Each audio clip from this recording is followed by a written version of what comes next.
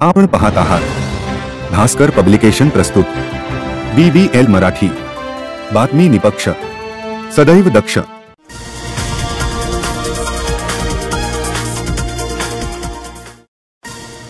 भंडारा जिल्ह्यातील इंद्रलोक सभागृहात आज रानभाजी महोत्सव मोठ्या उत्साहात साजरा करण्यात आला, ज्यामध्ये भंडारा गोंदियाचे खासदार डॉक्टर प्रशांत पटोळे यांच्या प्रमुख उपस्थितीत हा महोत्सव रंगला।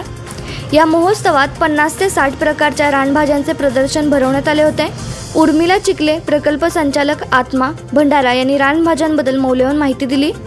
त्यांनी सांगितले की या रानभाज्या पूर्णतः नैसर्गिक असतात, त्यांच्यावर कोणत्याही रासायनिक खतांचा किंवा औषधांचा वापर केलेला नसतो।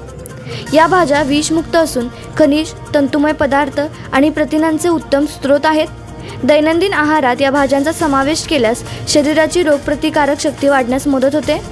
उपस्थितांनी या उपक्रमाचे कौतुक केले। BBL मराठीसाठी प्रतिनिधी हंसराज रामटेके, भंडारा।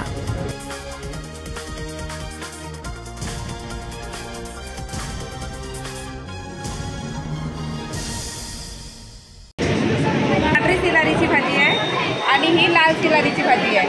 याचे फायदे असे आहेत की आपल्याला म्हणजे आता सर्वात जास्त पोट साफ न होण्याच्या म्हणजे आपल्या आरोग्यामध्ये नवीन नवीन बिमाऱ्या येत आहेत। पोट साफ न होणे, पायाला हातापायाला मुंग्या येणे, त्याच्यामुळे ही जर भाजी आपण खाल्ली तर आपला पोट साफ होण्यासही मदत होते आणि हातापायाला जे मुंग्या येतात, वात वगैरे, त्याच्यासाठी ही फायदेमंद आहे। हे भाजी कुठं मिळते? हे आपल्याला म्हणजे बागा वगैरे, मिरचीचे बाग वगैरे आहेत किंवा आपल्या शेतामध्ये पण मिळते आणि खुले ते रीट वगैरे राहतात घराच्या शेजारी, वाड्यांमध्ये वगैरे राहते।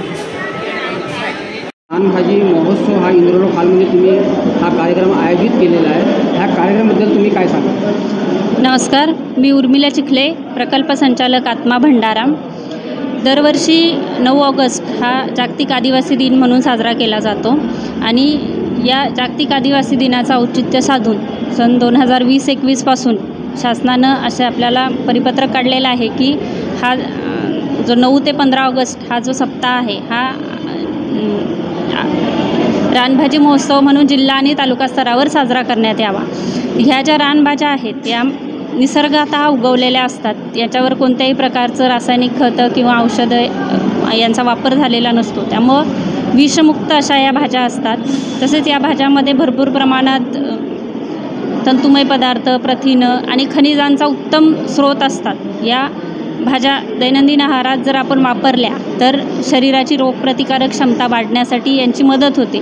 बऱ्याच रानभाज्यांमध्ये अनेक औषधी गुणधर्म असतात, परंतु दैनंदिन जो आपला आत्ताचं राहणीमान आहे याच्यामध्ये या रानभाज्यांचा वापर जो आहे तो आहारातून कमी झालेला आहे। किंबहुना अनेक लोक आहेत की ज्यांना या रानभाज्यांबद्दल माहीतच नाही आहे की त्यामुळं माहिती अभावी या भाज्यांचा वापर जो आहे तो कमी होऊ लागला आहे।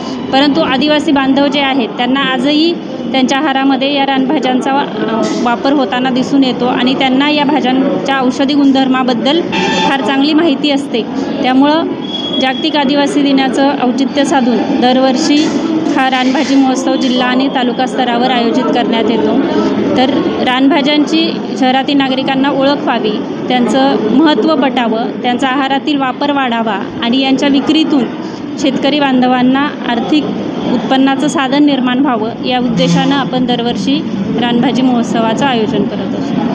इथं कोणकोणत्या प्रकारच्या भाज्या अवेलेबल आहेत? इथं तरोटा, खापरफुटी, दूधपान, तांदूजा, माठ, काटेमाठ, पानाचा ओवा, करटोली, केना, बांबूचे वास्ते, अळंबी अशा वेगवेगळ्या प्रकारच्या जवळजवळ 40 ते 50 प्रकारच्या रानभाज्या आपण इथं प्रदर्शनामध्ये मांडलेल्या आहेत। आपण पाहत आहात भास्कर पब्लिकेशन प्रस्तुत BBL मराठी, बातमी निपक्ष, सदैव दक्ष।